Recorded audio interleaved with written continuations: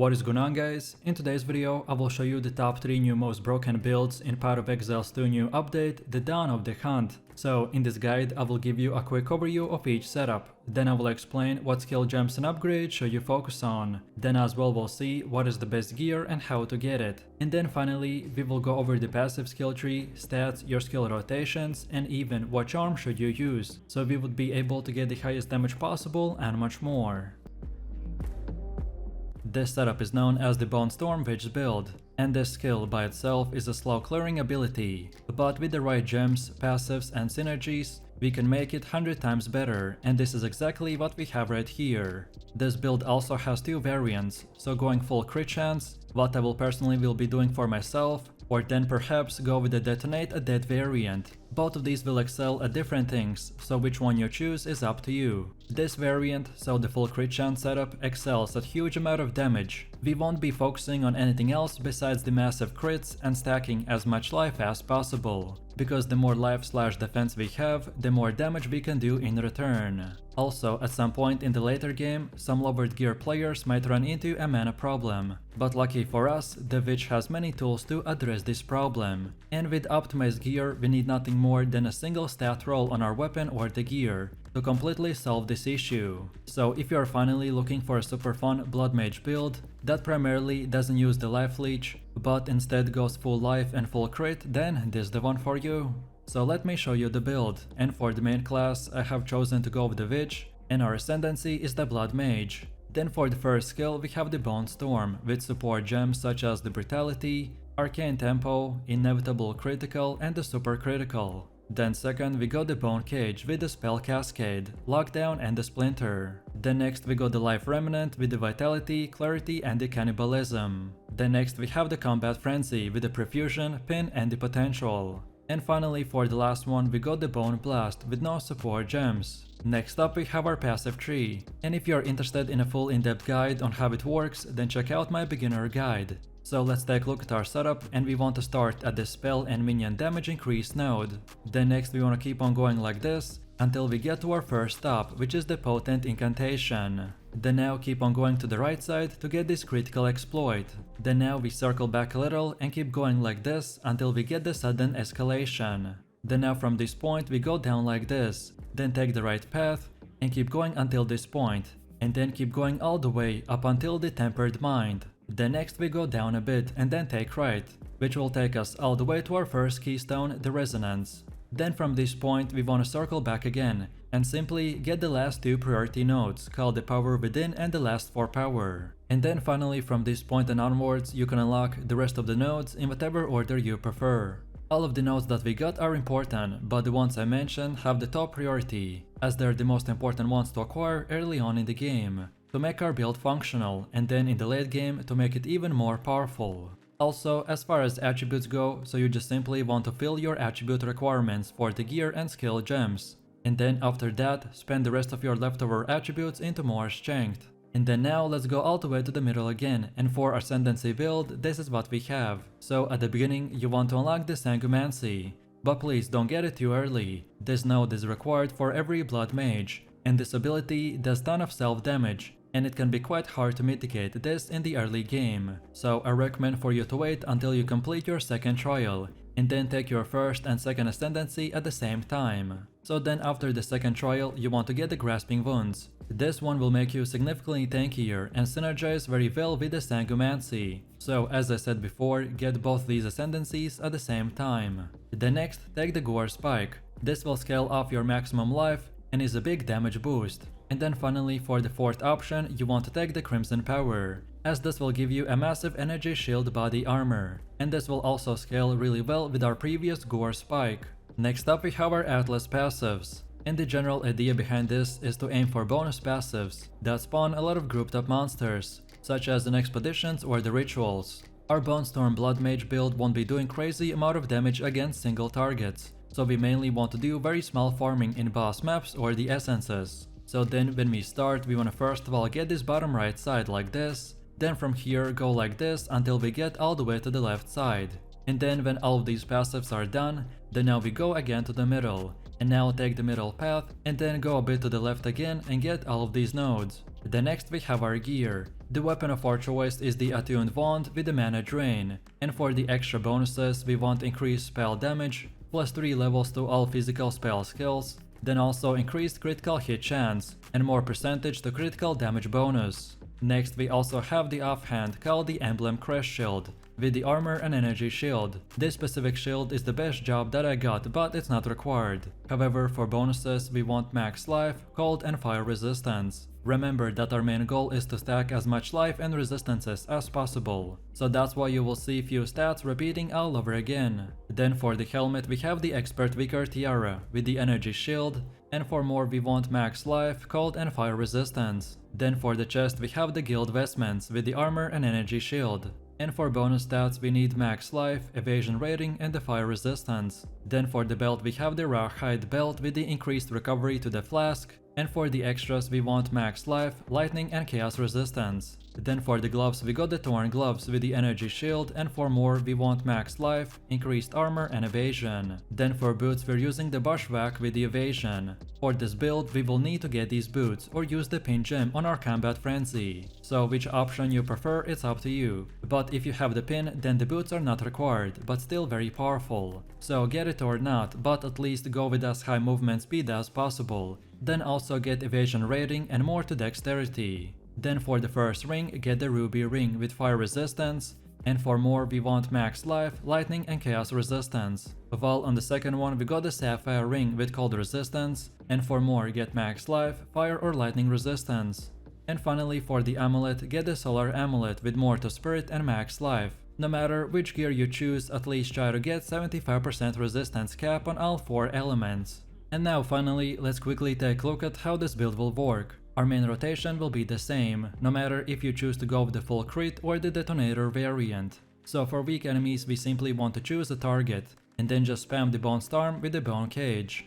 And then for bosses or elites we still do the same thing, just this time also integrate the Bone Blast with the Bonestorm and the Bone Cage, and it's that easy. Most of our buffs will work in the background, which will give us the real damage, so then all you have to do is get used to the mechanics, which are mainly to use the channeling trick, then to be kiting enemies 24/7 and pick up the life remnants, and then from here just spam the Bonestorm and the Bone Cage and have fun.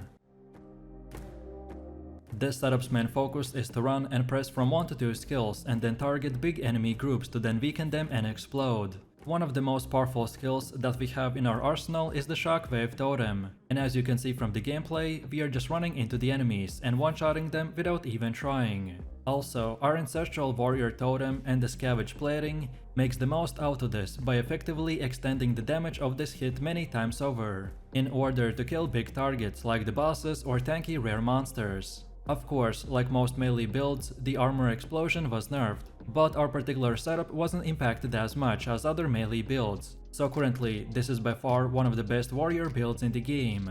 If you are looking for a powerful auto AoV machine to target enemies and delete them in split seconds, then this is the one for you. So let me show you the build, and for the main class I have chosen to go with the warrior, and our ascendancy is the warbringer. Then for the first skill we have the Mage Strike with the support gem called the Rage, Armor Explosion, Magnified Effect and the Primal Armament. And even after the new changes on how the armor breaker works, the Mage Strike still works perfectly fine, as long as you use it with the Cultist Great Hammer. Then second we got the Shockwave totem with Inspiration, Close Combat and Overpower. Then next we got the Scavenge plating with the Precision, Vitality and Clarity. Next we have the Ancestral Warrior totem with the Sunder, Super Critical and Overabundance. Next up we have the Time of the Need with Fast Forward, Herbalism and Clarity. And finally for the last one we are using the Hammer of the Gods with Fist of War, Concentrated Effect, Exploit Weakness and Heft. Most of this setup is structured around using the Shockwave totem and the Mage Strike to delete enemies in split seconds, so we use gems and skills that will support and increase their size and damage, while the rest are powerful buffs and utility skills that usually get activated in the background. And as our build is already super broken, so we don't have to use more than these 6 active skill gems. Next up we have our passive tree. And if you're interested in a full in-depth guide on how it works, then check out my beginner guide.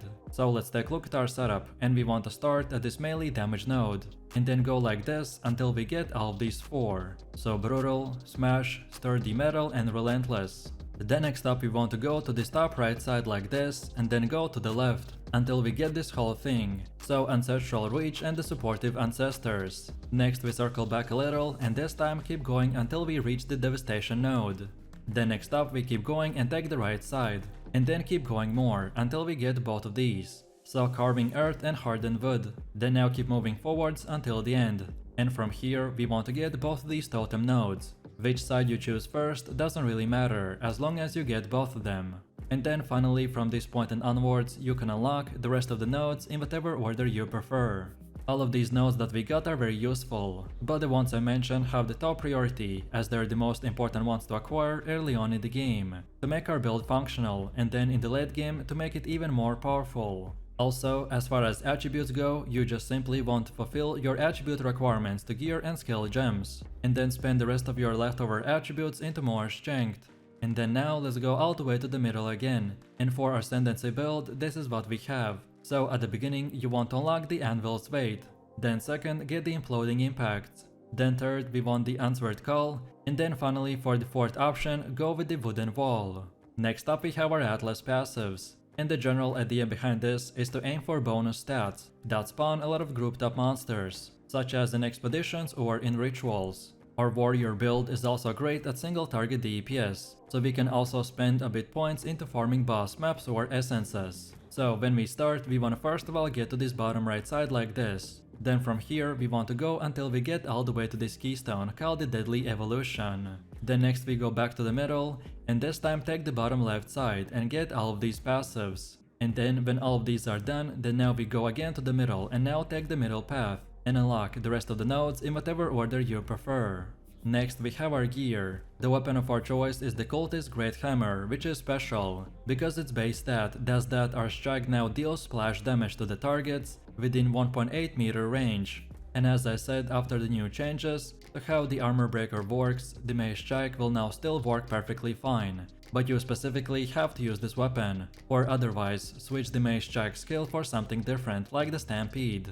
And then for bonus stats we want increased physical damage, more armor, and more levels of all melee skills. Then for the helmet we have the Warrior Great Helm with armor, and for more we want max life, more accuracy, more intelligence, and fire resistance. Then for chest we have the advanced full plate with armor, and for more we need max life, armor, and cold resistance. Then for the belt we have the Rawhide belt with 20% quicker flask recovery, and for bonus stats we want max life, more armor, and +2 to charm slots. Then for gloves we got the Interested gloves with energy shield, and for more we need max life, max mana, and more levels to all melee skills. Then for boots we are using the advanced bronze greaves with armor, and for more we for sure want increased movement speed, and then also max life and resistances like cold and fire. Then for our first ring we got the ruby ring with fire resistance, and for more we'd want add physical damage, more intelligence, and lightning resistance. While on the second one we have the topaz ring with lightning resistance, and for more we need max life, max mana, more strength, and chaos resistance. And then finally for the amulet we got the crimson amulet with life regen per second, and for more we want max life, more armor, more dexterity, and fire resistance. No matter which gear you choose, just at least try to get 75% resistance cap on all 4 elements. This is a starter setup, which should be more of an example of what stats and prefixes to look for. Then next we have runes. And now finally, let's quickly take a look at how this build will work. And to be honest, because of our setup, this build will be extremely powerful, no matter in what order you use your skills. But if you're interested in the most optimized damage rotation, then here it is. So for both clearing and bossing, you want to place down your Shockwave totem, and Ancestral Warrior, which is linked with the Sunder totem. And then you can also use the Mace Strike to get a bit of extra damage in, and then later to generate Rage as well. And finally, when you are at high tier maps and at the full endgame, you'll also be wanting to use the Hammer of the Gods on stunned bosses. But since it relies on having more than just plus levels to all melee skills on your weapon, so it might not deal as much damage for you as it does for other builds. And that's why our main objective will be to focusing on crazy AoE damage and less at single targets. So this setup is a new combo between the Spark Sorceress and the Cast Comet and the Time Freeze. Our build will rely on high spark crits rather than drowning them in hundreds of different sparks. This way our clear speed will be as good as any other sorceress, but against bosses is the place where we are going to shine. Our crit scaling will reach crazy levels of damage. Even if you don't one-shot the boss, then you will have about 13 to 14 seconds, plus 7 seconds and even 3 more additional seconds of the time stops in your disposal. So if you are ready to destroy enemies and pretty much one-shot the bosses, then this is the one for you. So let me show you the build, and for the main class we are going with the sorceress and our ascendancy is the chronomancer. Then for the first skill we have Time Freeze with the Wind Wave, second Wind and Unbreakable. Then second we got the Time Snap with no support gems. Then next we got Temporal Rift with Ingenuity. Next we have Temporal Chains with the Cursed Ground, Encumbrance, Expanse, Magnified Effect and Ritualistic Curse. Then for the next one we have the Cast on Critical with the Comet, Spell Echo, Elemental Focus, Inspiration and the Concentrated Effect. Next we got Conductivity with the Heightened Curse and the Focus Curse. Next we got the Soul Offering with the Minion Mastery, Dance Macabre and the Ablation. Next we have Frost Wall with the Icicle, Cold Mastery, Spell Cascade and the Cold Exposure. Next up we have the Archmage with the Clarity and the Lightning Mastery. And finally we are using the Spark with the Acceleration, Electrocute, Consider Casting, Arcane Surge and the Arcane Tempo. Most of this setup is structured around using our sparks for AoE and temporal chains with Time Freeze for the single target. So we use gems and skills that will support and increase their duration and damage, while the rest are powerful buffs and utility skills that usually get activated in the background. Next up we have our passive tree, and if you're interested in a full in-depth guide on how it works, then check out my beginner guide. So let's take a look at our setup, and we want to start at the spell damage node, and then go like this while taking all of these three, so the raw power, practice science and the critical overload. Then now we keep on going until we get to the sudden escalation. Then from here again we keep going until the top and then take right, and then keep going until we get to the Whispers of the Doom, and then get both these lightning nodes. Then afterwards we keep going while taking pretty much all of these nodes right here, and then our second stop point is at this Eldritch Battery Keystone. And then finally from here we want to get all the way down here while taking these three, so the True Strike for the Juggler and the Deadly Force. And now from this point and onwards we can circle back and unlock the rest of the nodes in whatever order you prefer. All of these nodes that we got are very useful, but the ones I mentioned have the top priority, as they're the most important ones to acquire early on in the game, to make our build functional, and then later on the priority doesn't really matter that much. And then now let's go all the way to the middle again, and for Ascendancy build this is what we have. So at the beginning you want to unlock the Footprints in the Sand, then second now and again, then next we want the Ultimate Command, and then finally select the Unbound and Core. So feel free to use this exact same path as we have right here. And don't forget to check this video's description to find the link for this website, and this should make it easier for you to follow the path. Next we have our gear. The weapon of our choice is the Siphoning Wand, and for the bonus stats we want to gain damage as extra lightning damage, increased spell damage, more to max mana, more levels to all cold spells, increased mana regen and critical hit chance. Then also we got an offhand called the Expert Plummet Focus with Energy Shield, and for more we want increased spell and lightning damage, max mana, more to intelligence and increased mana regen and critical hit chance to spells. Then also we have the second weapon set, which is very important for our build to fully function. So for the weapon we got the Rattling Scepter with the max mana, reduced attribute requirements and more levels of all minion skills. While for our offhand we got the Crest of the Artura Shield with increased armor and energy shield, more to intelligence and increased mana regen and cooldown recovery. Then for helmet we have the Expert Feather Tiara with energy shield, and for more we got max energy shield, max mana and more to fire and cold resistance. Then for the chest we have the Expert Kate Raiment with energy shield, and for more we want increased mana regen and flask mana recovery, more to spirit and chaos and lightning resistance. Then for the belt we have the Plate Belt with more to armor, max mana and cold and fire resistance. Then for gloves we got the Expert Sombri Gloves with energy shield, and for more we want max energy shield, max mana and more to critical damage bonus. Then for boots we're using the Expert Feather Sandals with energy shield, and for more we need increased movement speed, max energy shield and max mana. Then for our first ring we got the Amethyst ring with the chaos resistance, and for more we want increased lightning damage, max mana, increased cast speed and mana regen. While for the second one we have the Breach ring with increased cold and lightning damage, max mana, increased cast speed and increased mana regen rate. And then finally for Amulet we have the Solar Amulet with more to Spirit. And for bonus stats we want max mana, more to Spirit and increased mana regen. No matter which gear you choose, just at least try to get 75% resistance cap on all 4 elements. This is the best case scenario setup, which should be more of an example of what stats and prefixes to look for. And now finally, let's quickly take a look at how this build will work. So our rotation is quite simple, but you will need to get used to it. So what we want to do is first of all start by using the temporal chains. Then we follow that up with the conductivity. Then next use the time freeze in the combination with the soul offering. Then next we also want to activate the frost wall, and then from here just spam the sparks until the boss dies. But mainly for AoE and weak enemies we basically will turn into a spark build. So just keep spamming sparks and see all of these crazy crits popping off left and right. The only thing you need to keep in mind is the defense. Our build does not have energy shields, so Mind over Matter is a good defensive layer, but should not be heavily relied on in the endgame. While the time freeze has a high cooldown, so feel free to use it 24/7. Then also the second wind for 33% no cooldown. And then the time snap reset will allow you to use the time freeze continuously in the combat. Overall, if you can master these skills, then you will become unkillable with very high DPS output at the same time.